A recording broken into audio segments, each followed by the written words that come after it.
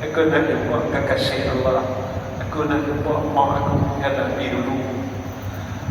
Aku nak jumpa mak aku, abang aku, adik aku, guru-guru aku. Mereka telah mendahului kita.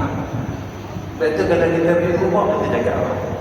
Assalamualaikum ya ahlan tayyar. Ada orang kata Assalamualaikum ya ahlul qubur.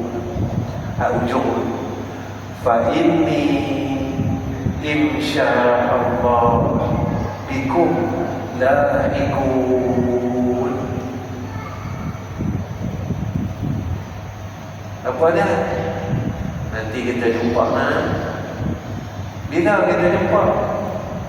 Bila aku pun dah mati macam apa, kita akan jumpa di alam yang sama. Alam apa? Alam bersama.